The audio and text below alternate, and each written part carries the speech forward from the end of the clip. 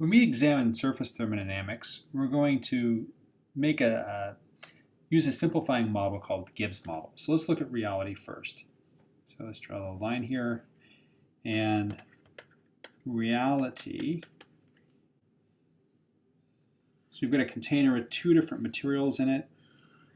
Could be two different phases. It could be a liquid phase and a gas phase, or it could be oil and water. It doesn't really matter. So we've got an alpha phase and a beta phase, and then we've got this surface between them.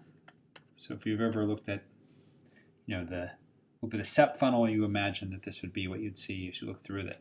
So let's look at what happens if we look at maybe the surface of water. So let's look at the concentration of water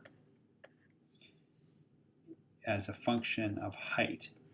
So we're going to go from where we have liquid water through a surface to where we have just water vapor. So we know the concentration, if we have pure water, there's roughly 56 moles per liter. So it goes up, and then right when we hit the surface, it's going to start changing very rapidly, and the concentration of water in the vapor phase is very low. So this is our surface region. So we have far above the surface, everything is constant, and far below the surface, everything is constant. But then there's this region where things are changing. So that's reality. In the Gibbs model, we're going to simplify things a little bit.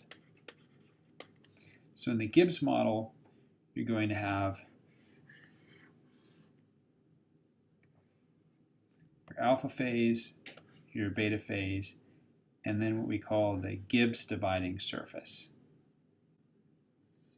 And we're going to give that the symbol sigma for surface.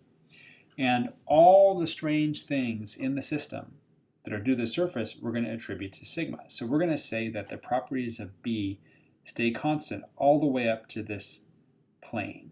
And the properties of A are going to stay constant all the way down to this plane. And then any anomalies are going to be attributed to just the plane. Okay, so basically, instead of having a surface that actually has a physical thickness, here we have zero thickness. We're just a mathematical plane. And every property of the system, whether it's internal energy or entropy, we're going to say the total amount is going to be the alpha phase plus the beta phase, and then we're going to say there's a specific amount just in the surface phase. And we can do that for everything. We can do that for entropy, we can do it for enthalpy. So even the amounts of various substances, say that the total in the system is each of the bulk phases plus what's in the surface phase.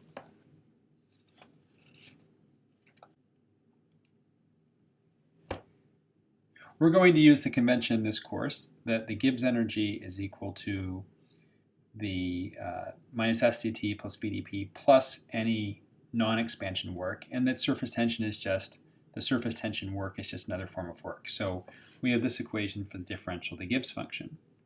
Now, once we have this differential, we can use a Maxwell relation to relate the various terms. And the one we're most interested in is the last Maxwell relation I've drawn. So just to refresh your memory, Maxwell relations say that for any state function, the mixed second partial derivatives have to be equals. So let's take that partial derivative for this Maxwell relation here.